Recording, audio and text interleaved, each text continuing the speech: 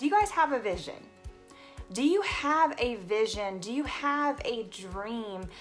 Do you have just that something just inside of your heart or in your mind, like you just think about and you're like, you know what, it would be really cool if I could do, what is it? What is that thing? Or one day I want to do whatever, right? Some of the things that we're seeing accomplished right now, you know, it is dreams and visions that we've had for a long time. And thankfully we are seeing those come to pass. We're seeing those happen, and I'm so thankful for that.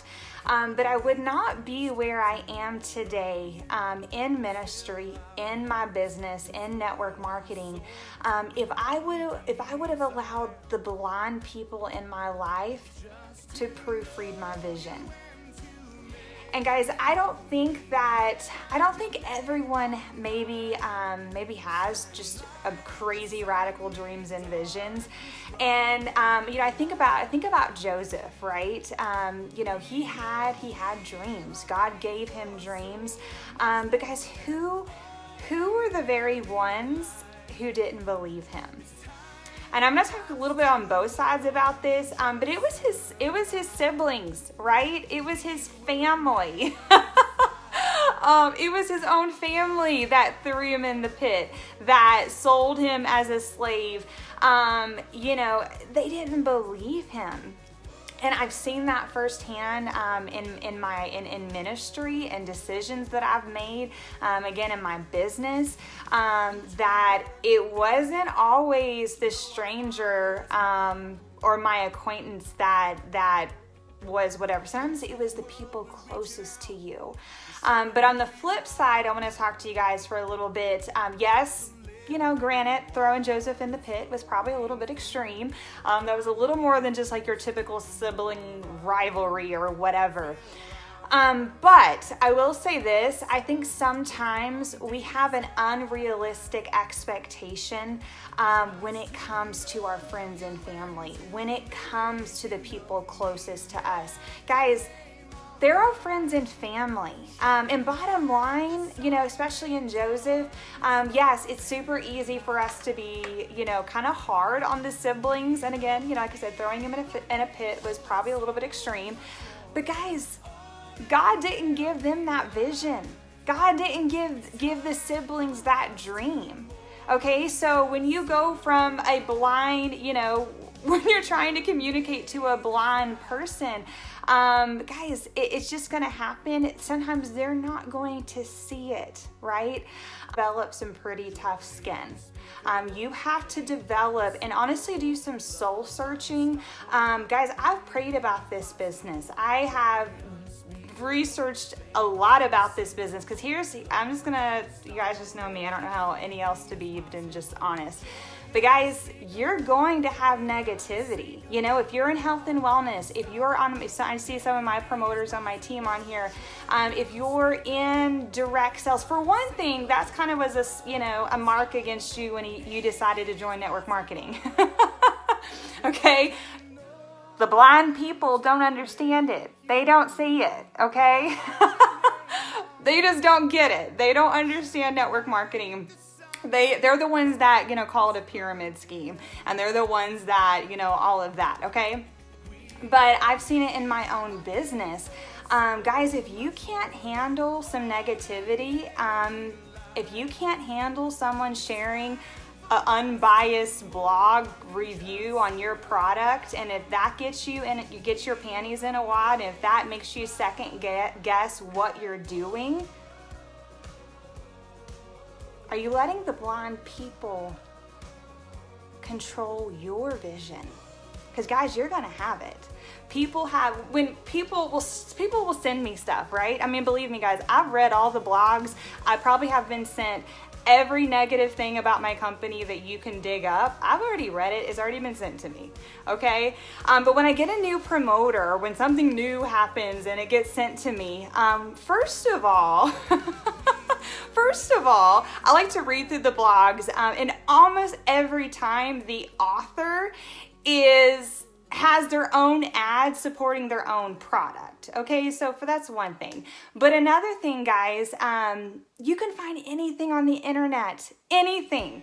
Just today, for an example, I saw someone that was totally bashing the keto diet, said it sent them to the hospital, like all this, whatever. And then you can also research, and people said, oh, it helped me lose 100 pounds or whatever. I mean, anything. You talk about health and wellness, you talk about religion. Guys, most of my followers are somewhat church related. Have you researched Jesus lately?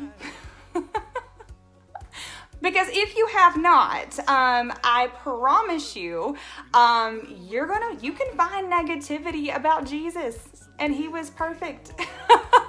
So my point is, if you cannot handle someone sending you a blog or something that they found on the internet that is controversial or against whatever it is that you're doing, ministry, your Christianity, your business, whatever, if you cannot handle that, for one, I'm going to challenge you and say, you may not have a big enough why. Because guys, at the end of the day, and I'm probably gonna get emotional because I'm just so fired up and just so, this like really gets under my skin, is I hate it when people second guess what they're seeing because of the blind people. I don't second guess my religion. I don't second guess my walk with God. I don't second guess what I know that I know beyond a shadow of a doubt, no matter what someone says or sends to me. Guys, why do we do that? Why do we second guess and like, well, maybe, you know what, right, maybe network marketing is a scam. Maybe it is a pyramid scheme, or maybe my husband didn't lose 100 pounds, or maybe this isn't the vehicle that God has used to bless us and to support our ministry habits because so-and-so had something bad to say about it. Guys, when you're given radical visions and you're given radical dreams, don't be surprised when the majority of your friends and acquaintance and your friends on Facebook, they don't understand it.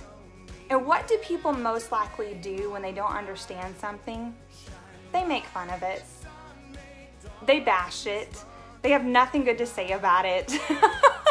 And guys, when I started this business, I did not know of anyone else in my church circle that was successful in network marketing. Okay, I didn't know one single person that I could think of. And yes, for a second, I was like, I don't know anyone like that. I don't know. But guys, you know what? I had the crazy idea to break the mold. I had the crazy idea to be like, you know what? Yeah, I don't know of another holiness Pentecostal preacher's wife who's successful in network marketing and still holds a standard and still does not change at all in her ministry, but why not? Why not me? Why can't I be the person that changes that?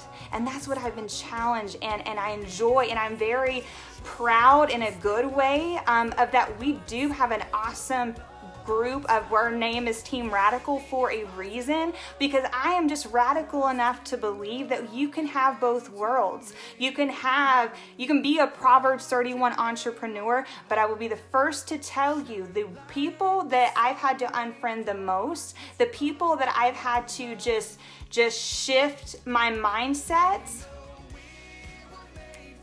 was my church circle, my church associates, the people in our church environment. And I hate that, guys. I hate that. Anyone that knows me knows I believe in a standard. I believe in Pentecost. I believe in so many things. That's not even the point. But I had to come to terms with, and I had to come to at peace with being misunderstood and being talked about, and understanding that most people in my church circle pretty much thinks I'm breaking the 11th commandment. And I had to be okay with that and be like, you know what? They don't see it. I'm not going to get on their posts and argue with them, even though I could, because what they're saying is crazy. I could very easily fix them. But you know what? That would be just as silly as me giving amazing, expensive glasses to a blind person. You have to get to a place that you're so confident in your dream and in your vision that you stop wasting time forcing glasses on blind people. And just shake your head and say, I am so sorry that you are blind, but I'm not going to close my eyes so I can fit in with you. I'm not going to close my eyes to my dream and to my vision just because you are blind at this moment. Can the Lord open the blinded eyes? Yes, He can, and hopefully He will. But I'm not going to second guess myself. You don't have to be friends with everyone. Like, it's okay to unfriend people. And that's something I've had to come to terms with in this ministry, in this business, in talking to other people in network marketing, is, they say you are the average of the 5 people you hang around, right? So who are your 5 people? Who are your 5 people? And I've had to shift my mindset to even my Facebook friends, because you only can have 5,000 friends on Facebook, and I max out all the time. So it has gotten a little easier to delete people, because I'm like, man, I'm already maxed out anyway. So bye, Felicia. That's what I've done. But even before I was maxed out, guys, I want not just 5,000 friends on Facebook. I want the best 5,000 friends on Facebook, right? I want people that inspire me. I want seeing people. I don't want 5,000 blind people who are still broke, still complaining, still small-minded, and still have nothing good to say about anyone that's successful. I don't need those 5,000 in my life. Like, I'm okay. So here's another thing. If you are in a ministry, in business, in really anything, and you're getting negativity and you're getting opposition, you're getting things come against you, guys, consider the source. Who is saying it? Would you be willing to trade places with them in their life? Would you? Because I can't think of one time, anytime I've seen negativity on Facebook about the company that I'm with, or network marketing, or ministry, or anything, I can't think of one time that this isn't true. When I considered the source, when I considered who was saying it, it wasn't someone I would trade places with, whether ministry or success in business. Like, it wasn't someone that, you know what, they have some good advice, and no, it was never ever someone like that. And so again, guys, why do we get our panties in a wad, and why do we second guess someone's opinion? But yeah, we wouldn't trade places with them. Are you closing your eyes to fit in with the blind? And that's what I want to challenge you guys today. And again, yes, I'm in network marketing. Yes, I am a very proud thriver, and you cannot convince me otherwise. But at the end of the day, I don't need someone's approval. I don't need someone to proofread my vision board, because here's the deal, guys. If you can't handle negativity, and if you can't handle someone saying something negative about your company and about your business and about your product, you don't even know what I have lived through. You don't even know the negativity that's been behind the scenes that very few people even in my circle even know about, because it was that bad. So when I see negativity, or when I see these little whatever shared on Facebook, I'm like, oh, honey child, that is nothing. And if you can't handle that, like, you just need to rethink what you're doing here. And I'm going to say this, you all know I build my business on live videos because I don't cold message people. You don't have to cold message people to be successful in network marketing. So I'm talking to you who's watching my videos, who you've already been talking to your spouse about this business because you've seen our success, you've seen God give us favor, you've seen it, and you've been watching and you've been thinking about, well, here is your forewarning right now. I told someone just the other day who was actually in my church circle, and I just told her, I said, listen, you know I'm successful in this business and I'm very thankful, but you need to get it in your head. You will not be successful on your friends or your family or your church circle. So don't even be offended when it happens. Don't even have that expectation. Don't even have that expectation, but pray over this business. Pray for God's favor, and you will be amazed at the strangers that God brings into your life. You also might be surprised at people he takes out of your life, but that's a whole nother topic. Stop closing your eyes to fit in with blind people. When you have radical dreams and radical visions and radical aspiration and radical vision boards that you're going to check off, because when God gets in that vision board and when you check things off, you know beyond a shadow of a doubt that it was only because you didn't close your eyes, you kept your eyes open, but there were such crazy things that the only way it was going to get done is because God had to get involved. Because as passionate and as persuasive as I am, like, I can't accomplish those things. But I know, and I'm living in fulfillment. I'm living in the fruit of not listening to the haters. I'm only where I am today. I only in ministry here at the camp. I mean, who owns a camp, guys? I mean, who does that? But starting the church, the stuff that we're doing here, crazy things. Guys, I'm only here because I had the mindset of who cares that no one else is doing it? Who cares that people think I'm crazy? Who cares that people think I'm, breaking the 11th commandment because I'm a Pentecostal holiness preacher's wife and successful in network marketing? Who cares? I am so thankful that I didn't listen. So if you're battling negativity, if you're battling the blind people, if you're battling people just coming against you, be okay to be different. Be okay to be radical, and be okay to be misunderstood. Because there comes a place where you have to, people didn't like me before. The only difference is now I'm okay with it.